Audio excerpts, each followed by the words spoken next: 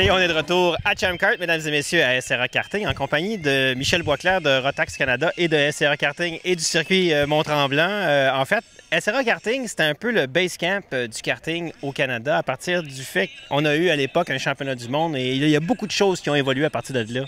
Bien, Philippe, si on recommence, on a débuté en 96, on a eu le championnat canadien un mois après notre ouverture. En 99, on a eu le championnat d'Amérique du Nord.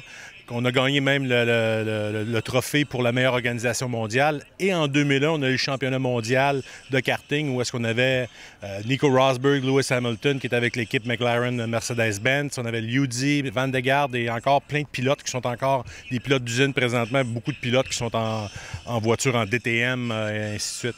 Est-ce que, Michel, on reverra ça un jour, nos pilotes de karting? On a vu Lance Stroll, on a vu Zachary Di Mello, on voit Jesse Lazare aller en Porsche Cup. Est-ce qu'on va revoir ça, des pilotes de karting qui continuent à monter dans la filière F1? Bien, naturellement, les émergents, ça fait partie du sport.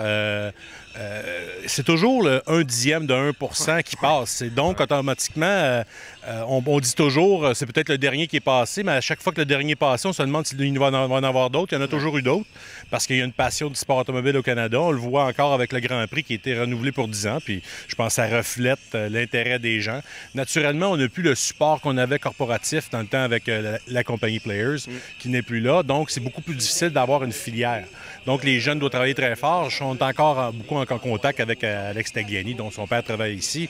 À 40 ans, il travaille, écoute, des heures énormes, que peut-être 90% de son temps, c'est d'aller chercher le financement.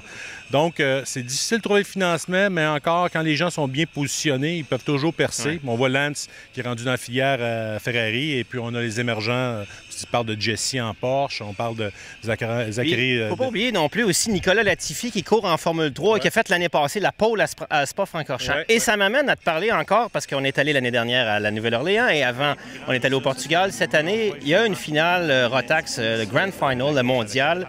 Et encore cette année, il y a des pilotes du Canada et du Québec qui ont peut-être la chance d'aller concourir dans un grand événement. Et cette fois-ci, c'est en Espagne. Oui. On a minimum 11 pilotes qui viennent du Canada, qui vont se qualifier au travers de nos championnats de l'Ouest, de l'Est et le championnat national. Et on a quelques autres pilotes qui peuvent se qualifier au niveau international, comme Ben Cooper s'est qualifié à Las Vegas. Des gens qui vont se qualifier à l'Euro, Florida Winter Tour, peu importe le championnat. Donc, cette année, c'est à Valencia, en Espagne. C'est un endroit tout à fait fantastique sur la Costa del Sol. Encore une fois, l'équipe canadienne va être une des favorites pour la Coupe des Nations. On est vraiment encore très excités. On voit les gens, ils se préparent pour ça. C'est vraiment le build-up d'une carrière de karting. Parce que si tu n'es pas un émergent vers la voiture, la fin des choses, c'est quand même la finale mondiale de Rotax qui est le plus accessible.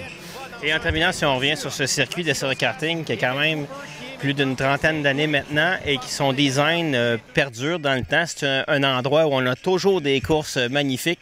Ce circuit-là, on aurait pu se tromper en le faisant, mais on ne s'est pas trompé. Hein? Non, mais c'est Luc Soriol, qui est un DD2 Masters, qui était le designer de la piste. Et cette piste-là, ce qui est quand même drôle, c'est, je pense, c'est des bouts de pistes qui existaient déjà dans les années 80 et 90, des pistes mythiques qui ont été rebootées ici. Donc, c'est une excellente piste de course pour les dépassements et pour le spectacle. C'est une piste que tu dois attaquer, au contraire de Tremblant, où tu dois respecter. C'est totalement différent. C'est d'anciens styles de piste et qui beaucoup de gens aiment beaucoup, mais de l'autre côté, c'est quand même... faut charger. C'est un peu plus difficile que d'autres pistes. Et c'est tout un défi que les gens du public peuvent faire quand ils viennent ici en carte de location à SRA Karting. Michel Boisclair, merci beaucoup. On retourne à l'action sur la piste.